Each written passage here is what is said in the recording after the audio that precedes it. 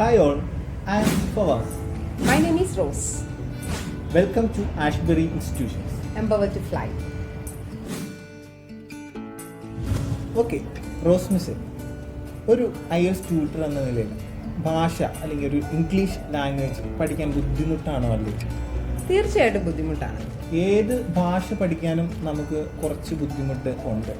Yes, ഇപ്പോൾ German ആയാലും French ആയാലും ഏത് ഭാഷയും ഈവൻ മലയാളം ആണെങ്കിൽ കൂടി നല്ല ബുദ്ധിമുട്ടാണ്. ഓക്കെ, എന്താണ് മിസ്സിനെ സംബന്ധിച്ചിടത്തോളം ഒരു ഭാഷ അക്വയർ ചെയ്തു അല്ലെങ്കിൽ പഠിച്ചു എന്ന് പറഞ്ഞതിന് എന്തൊക്കെ നമ്മൾ പഠിക്കണം അല്ലെങ്കിൽ എന്ത് നമ്മൾ അക്വയർ ചെയ്യണം, എന്തൊക്കെ സ്കിൽസ് നമുക്ക് പറയാം, സ്കിൽസ് എന്ന് പറയാം.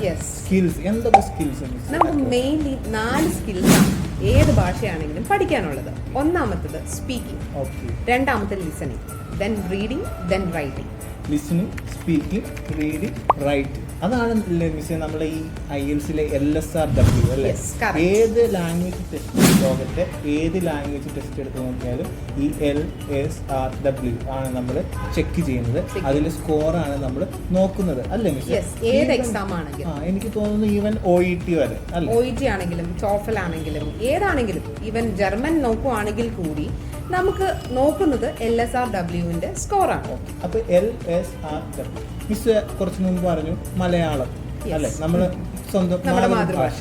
അപ്പോൾ മലയാളം പഠിച്ചപ്പോൾ നമ്മൾ എങ്ങനെയായിരുന്നു പഠിച്ചത്? LSRW നമ്മൾ എനിക്ക് തോന്നുന്നു നമ്മളൊരു കുട്ടി ജനിച്ചപ്പോൾ എങ്ങനെയായിരുന്നു ഭാഷ പഠിച്ചു തുടങ്ങിയത്? അവർ കേട്ടിട്ടായിരിക്കും ഭാഷ പഠിച്ചിട്ടുണ്ട്, ലിസൺ ചെയ്തിട്ട് എന്ത് ചെയ്തു?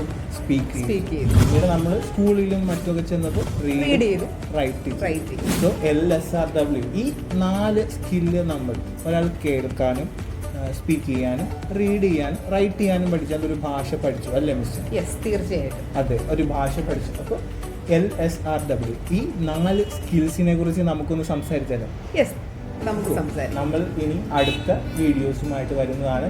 എങ്ങനെ L, എങ്ങനെ S, എങ്ങനെ R, എങ്ങനെ W ഡെവലപ്പ് ചെയ്യാമെന്നും ഒരു ഭാഷ എങ്ങനെ അക്വയർ ചെയ്യാമെന്നും കൈകാര്യം ചെയ്യാമെന്നും നമുക്ക് പഠിക്കാം.